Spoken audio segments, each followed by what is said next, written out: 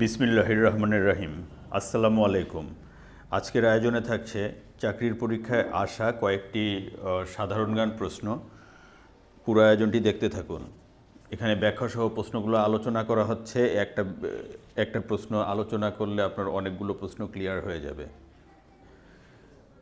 নেপালের মুদ্রার নাম কি? নেপালের মুদ্রার নাম হচ্ছে রুপি।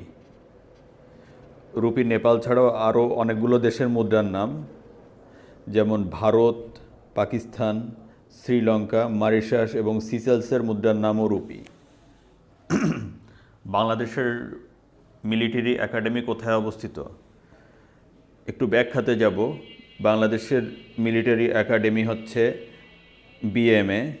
এটি 1974 সালের 11 জানুয়ারি কুমিল্লা ক্যান্টনমেন্টে যাত্রা শুরু করেছিল বাংলাদেশের যে মিলিটারি একাডেমি। এই একাডেমির মূল লক্ষ্য ছিল সামরিক বাহিনী তথা সেনা, নৌ এবং বিমান বাহিনীর ভবিষ্যৎ নেতৃত্বদানকারী অফিসারদেরকে সুন্দরভাবে গড়ে তোলা। 1976 সালে এই একাডেমিটি কুমিল্লা থেকে ভাটিয়ারিতে স্থানান্তর করা হয়। 1976 সালে 1976 সালে একাডেমিটি কুমিল্লা থেকে ভাটিয়ারিতে স্থানান্তর করা হয়েছে। এখানে দেখুন, এখানে হচ্ছে অপশন সি হচ্ছে ভাটিয়ারি আছে, অপশন সি হচ্ছে ভাটিয়ারি, সুতরাং এর উত্তর হচ্ছে ভাটিয়ারি।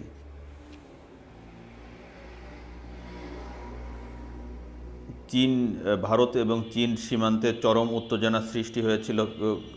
কোন সীমান্তে চরম উত্তেজনা সৃষ্টি হয়েছিল? এটা হচ্ছে ডোকলাম সীমান্ত। গেরিলা চলচ্চিত্রের পরিচালক কে? গেরিলা একটি মুক্তিযুদ্ধ ভিত্তিক চলচ্চিত্র। এই চলচ্চিত্রের পরিচালক ছিলেন হচ্ছে নাসিরউদ্দিন ইউসুফ বাচ্চু। একটু ব্যাখ্যায় যাব। মুক্তিযুদ্ধ ভিত্তিক চলচ্চিত্র হচ্ছে গেরিলা। 1911 সালের 17 এবং 10 থেকে 17 নভেম্বর ভারতের কলকাতায় অনুষ্ঠিত 17তম কলকাতা ফিল্ম ফেস্টিভ্যালে এটি সেরা চলচ্চিত্রের পুরস্কার নেটপ্যাক লাভ করেছিল। কোন সালে বাংলাদেশ জাতিসংঘের সদস্যপদ লাভ করে? বাংলাদেশ জাতিসংঘের সদস্যপদ লাভ করে হচ্ছে 1974 সালে। বাংলাদেশ 136তম দেশ হিসাবে জাতিসংঘের সদস্যপদ লাভ করে 17 সেপ্টেম্বর। 1974 সালে 17 সেপ্টেম্বর বাংলাদেশ 136তম দেশ হিসেবে জাতিসংঘের সদস্যপদ লাভ করেছিল। বাংলাদেশের সদস্যপদ লাভের সময় গিনি বিসাউ, গ্রানাডাও জাতিসংঘের সদস্যপদ লাভ করেছিল।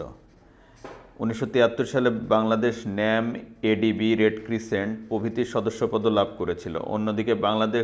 অন্যদিকে বাংলাদেশ কমনওয়েলথ, আইএমএফ, আইএলও, বিশ্ব স্বাস্থ্য সংস্থা, আইডিআরবি প্রভৃতির সদস্যপদ লাভ করে হচ্ছে 1972 সালে।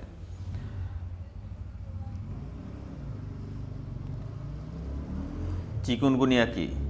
চিকুনগুনিয়া হচ্ছে একটি ভাইরাসজনিত রোগ। ডেঙ্গু এবং চিকুনগুনিয়া দুটি হচ্ছে ভাইরাসজনিত রোগ যা এডিস মশকের কামড়ে ছড়ায়। বাংলাদেশের পরের প্রশ্নতে যাচ্ছি। বাংলাদেশের সাদা সোনা বলা হয় কোনটিকে? বাংলাদেশের সাদা সোনা বলা হয় হচ্ছে চিংড়িকে। প্রশ্নটি অন্যভাবেও আসতে পারে। বাংলাদেশের হোয়াইট গোল্ড কোন পণ্যকে হোয়াইট গোল্ড বলা হয়ে থাকে? চিংড়ি সম্পদকে সাধারণত সাদা সোনা বা হোয়াইট গোল্ডও বলা হয়ে থাকে।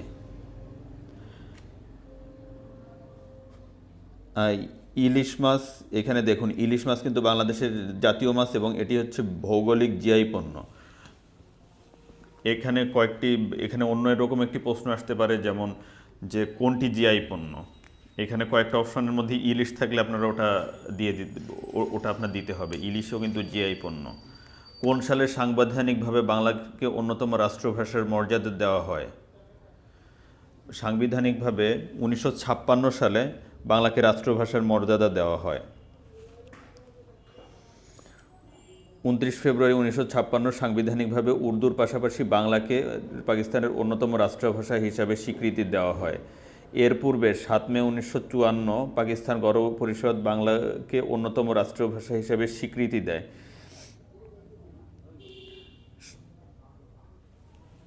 এখানে দেখুন 1956 সালে বাংলাদেশের 1956 সালের 29 ফেব্রুয়ারি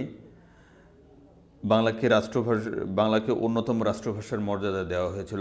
অ্যাঞ্জেলা মার্কেল কে ছিলেন? অ্যাঞ্জেলা মার্কেল ছিলেন হচ্ছে চ্যান্সেলর।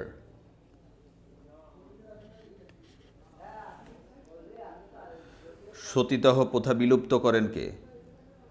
সতীদাহ প্রথা বিলুপ্ত করেন রাজা রামমোহন রায়।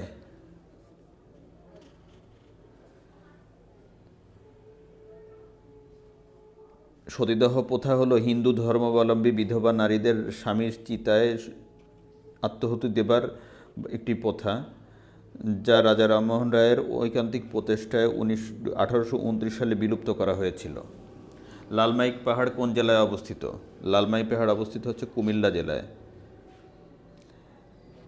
কুমিল্লা জেলায় লালমাই পাহাড়, এটা হচ্ছে একটি প্লাইস্টোসিন কালের সোপান। এটা প্লাইস্টোসিন কালে গঠিত হয়। এই পাহাড়ের উচ্চতা হচ্ছে 21 মিটার এবং আয়তন হচ্ছে 33.65 বর্গ কিলোমিটার। একটা পাহাড়ের আয়তন 33.65 বর্গ কিলোমিটার। এটাই হচ্ছে লালমাই পাহাড়, কুমিল্লায় লালমাই পাহাড়। সার্কের সচিবালয় কোথায় অবস্থিত? সার্কের সচিবালয় অবস্থিত হচ্ছে কাঠমান্ডুতে। একটু ব্যাখ্যা পড়ব। 1985 সালের 8 December South Asian Association for Regional Cooperation সার্কের সদর দপ্তর নেপালের রাজধানী কাঠমান্ডুতে অবস্থিত। 1985 সালের 8 ডিসেম্বর প্রতিষ্ঠিত হয়েছিল হচ্ছে সার্ক। এর পূর্ণরূপ হচ্ছে South Asian Association for Regional Cooperation. সার্কের সদস্য সংখ্যা কয়টি? সার্কের সদস্য সংখ্যা হচ্ছে 8টি। ধন্যবাদ ভিউয়ার্স, আজকের ভিডিওটি এ পর্যন্তই। আপনাদের যদি আমার ভিডিওগুলো ভালো লেগে থাকে তবে আমার চ্যানেলটি সাবস্ক্রাইব করুন এবং নতুন নতুন ভিডিওর আপডেট পেতে পাশে থাকা বেল আইকনটি প্রেস করুন। সবাই ভালো থাকবেন, সুস্থ থাকবেন। আল্লাহ হাফেজ।